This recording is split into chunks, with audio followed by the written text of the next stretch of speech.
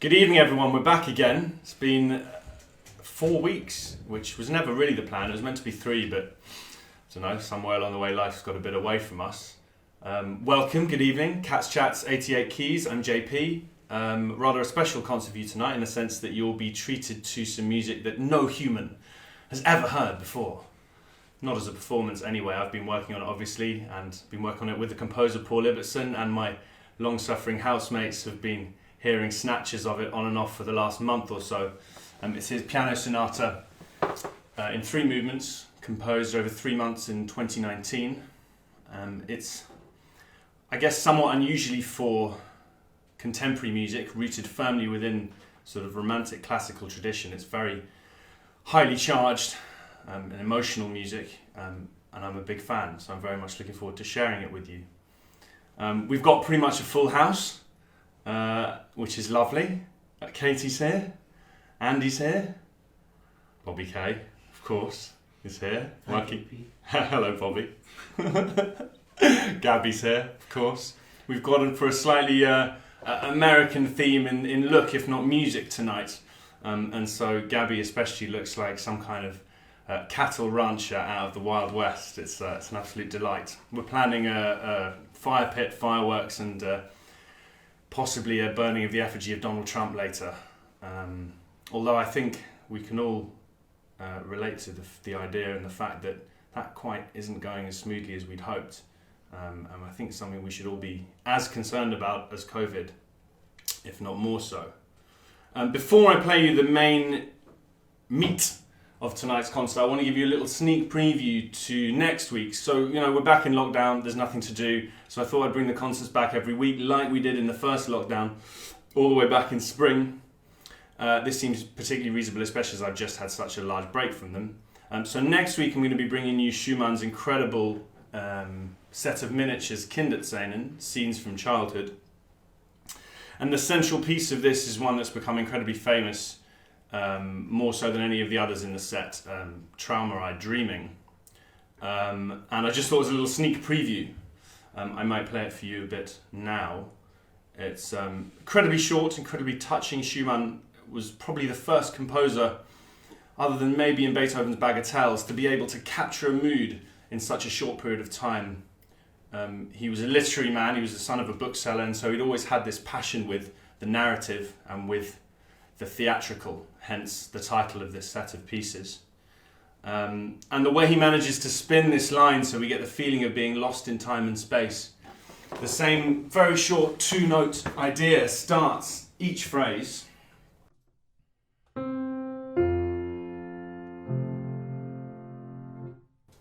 And then he takes us on a different journey every time after that, as if the first 2 notes maybe resemble some kind of reality, and then we get lost in a myriad of different pathways.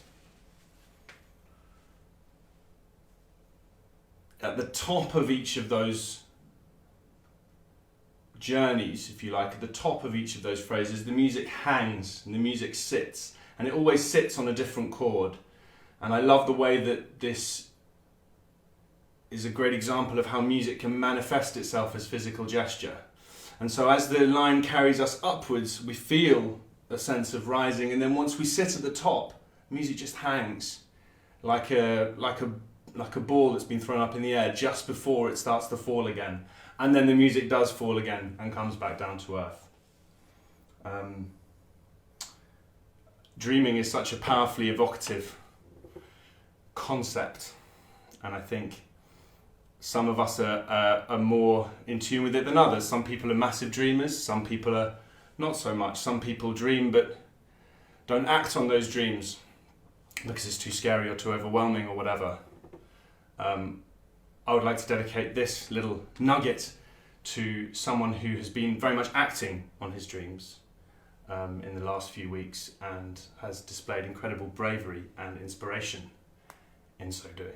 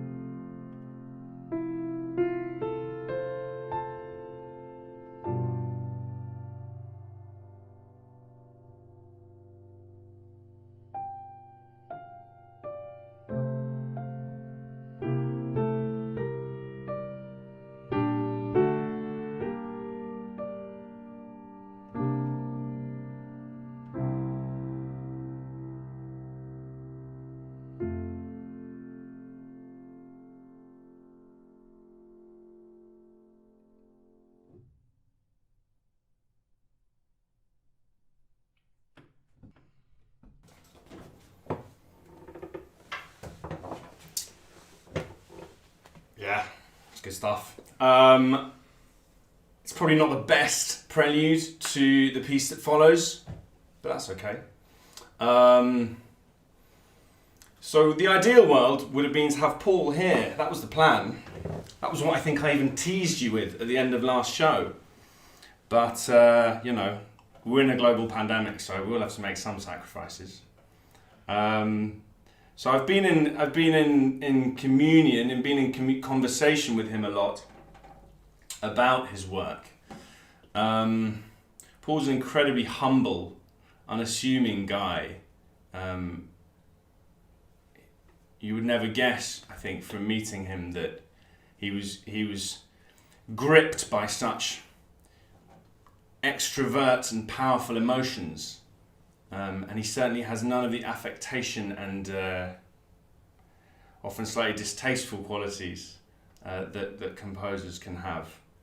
It's been very humbling to work with you, Paul, over the last few weeks. And it's a genuinely beautiful thing when you get to bring something into the world for the very first time. You know, we all flatter ourselves, if you like, or it's true, but we all tell ourselves that, you know, every time we perform, like that piece of Schumann, it is new. You know, we'll be doing things with the timing, we'll be doing things with the voicing that we've never done before, and hopefully in a way no one has really done before.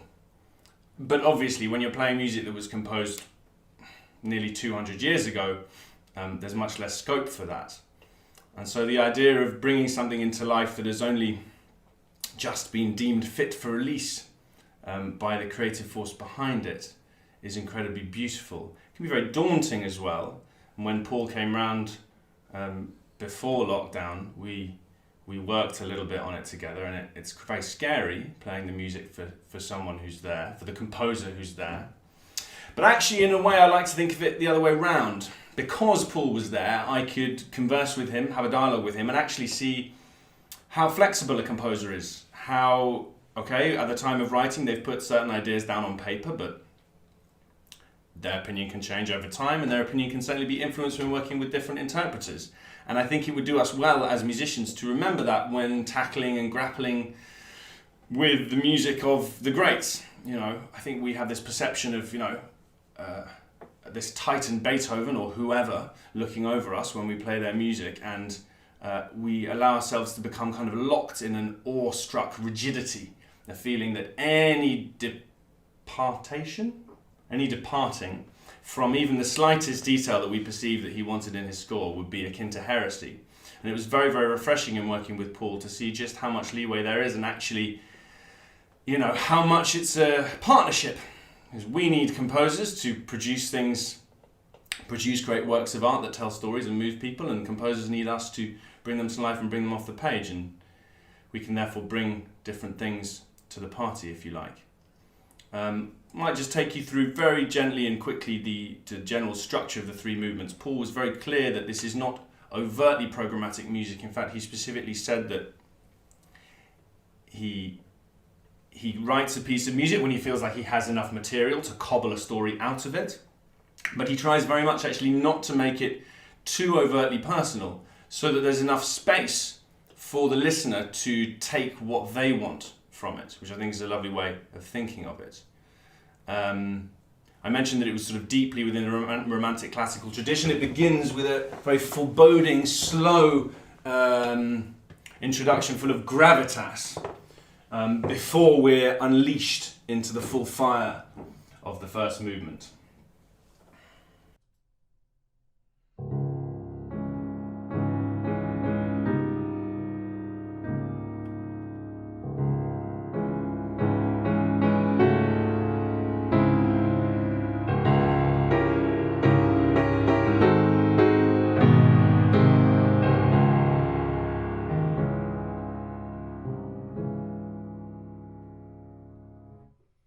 Very clearly hear the ominous tolling of bells at the very bottom there. Every time you get that split note device, it's designed to build up extra resonance in the bottom of the piano, so it sounds like a bell being struck. What's also really cool about playing music that's only just been written is it actually takes advantage of most of the 88 keys that a keyboard is blessed with. Obviously, keyboards and pianos have got much bigger over time. And in Beethoven's time, Mozart's time, you're really looking at a piano that was almost half the size of the current instrument. Whereas that piece started down here, it may go lower than that, I don't know, and it definitely goes up to here in the last movement. So that gives us an even more incredible range and spectrum of sounds. Paul said that he very much feels that the piano, which obviously I agree with, the piano is the instrument to compose for. It gives you more scope than any other. The diversity and the richness of sounds and timbres are just second to none. Correct. After that slow introduction, we are plunged into a whirling, fiery frenzy.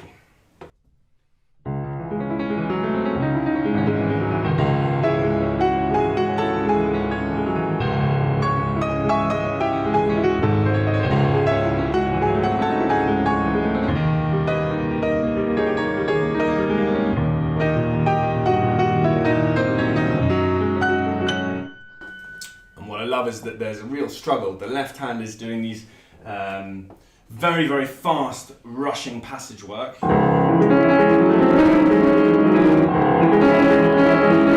And the right hand is resisting that. It's not going along with the left hand quite as easily as the left hand would like. There's a struggle in the right hand.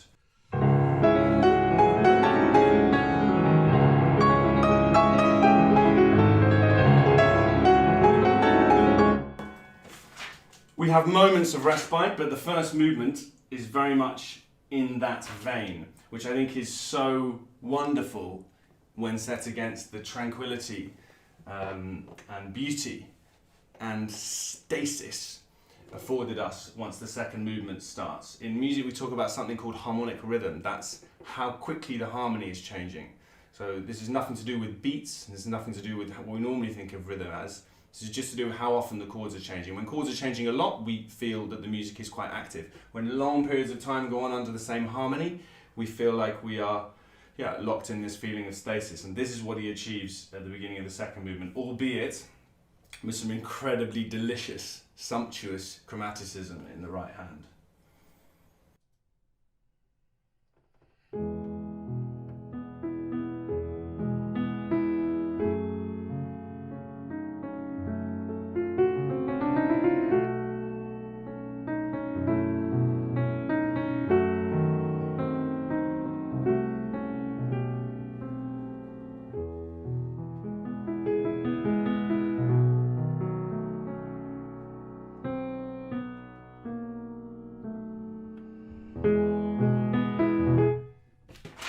The second movement is fairly introverted, I would say. There's a very clear feeling of warmth and richness and emotion, but it's slightly withheld. It's not unleashed, and I think maybe it's even more the touching for it. I certainly think this is an incredibly well judged piece in the sense that the outer movements are so fiery and volatile. Especially the last movement's very volatile, that this kind of safe haven of the second movement is really exactly what we need. The stylistic influences in his music are many, and I actually haven't directly discussed this with him, so I may be completely wide of the mark, and there are undoubtedly going to be lots more than I have noticed, but I can certainly hear Chopin in this slow movement, I can hear Rachmaninoff in some of the first movements, and there's definitely some more jazzy Gershwin-inspired bits in some of the last movement. And the last movement he entitles Caprice. Now the last movement was, in his own words, a sort of amalgamation of a series of different sketches he'd written. And so the piece is therefore very capricious. It oscillates, it jumps from mood to mood, from character to character, often with very little preparation or warning. It would therefore be somewhat churlish, I think, for me to play too many of these because there are a lot, and I think it's going to be much more effective for you to be surprised by them, to hear them as they emerge. So I think I'm happy. I think that's good. I think that's all I've got to say. I think we're ready to roll. Paul, what a joy. I look forward to your piano concerto when that's finished, and to hopefully some more wonderful collaborations in the future. My chief marketing director must be looking daggers at me because I I've forgotten any orders of business whatsoever. We're in a lockdown, there's no concerts, there's no work for us. If you'd like to show your appreciation, kick in a few quid, there's a link in the description where you can buy a ticket to these. You can also like and subscribe, like the Facebook page, the whole shebang. Let's get going. Bobby, are you ready? Almost. I was hoping for much more than that from you. Our director of photography is still adjusting the Zoom. Fine.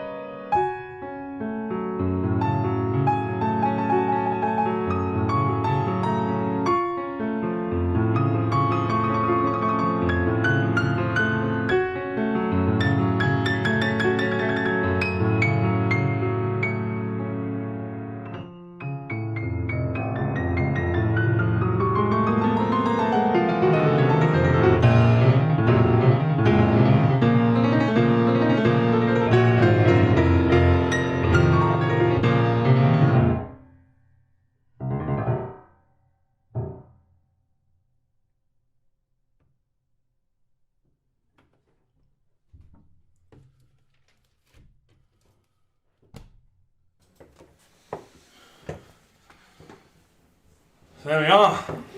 There we are. Yeah, I was thinking after such a full-blooded, no-holds-barred piece, I don't know how long that is. The other day when I recorded it was about 26 minutes. To end in such a cool, tongue-in-cheek, gruff way. He said, what did he say? He said the ending, something like, the piano and performer have agreed to go their separate ways, and with a gruff slink off the stage, which I think was very cool. Yeah, Paul, what a treat. Thank you, mate. Guys, there's links on the video. You can check out Paul's website. We've got a link to his PDF there. And we'll be releasing a super duper recording of that very soon as well. Because it needs to be heard more, needs to be played more. I think it's marvellous. And I don't know, it's a bit of a cliche to be sort of disparaging of modern art and disparaging of modern music, but that just, whatever else one feels like saying, that just shows that one needn't break all the rules in order to be different and to have a voice. And you can still find a very clear artistic passage without just sort of chucking the baby out with the bathwater. So, Paul, thank you for being a beacon for that, as well as a wonderful composer. That's it. Next week, as you'll have already been teased with, a little bit of Schumann, some Kinderzähnen. So that was just one of 13 tiny little miniatures depicting different scenes of childhood. Schumann was bipolar, and so apart from anything else, he was certainly more familiar than most with all the facets of human experience, and he was particularly interested in this childlike world of kind of wonder and innocence, but also profundity and the kind of duality that so often comes with the very people who are very young. So it's a fascinating work, a wonderful work, and I very much hope you might join us then. We're going to burn some Trump things, and I'll see you next time. Cheers.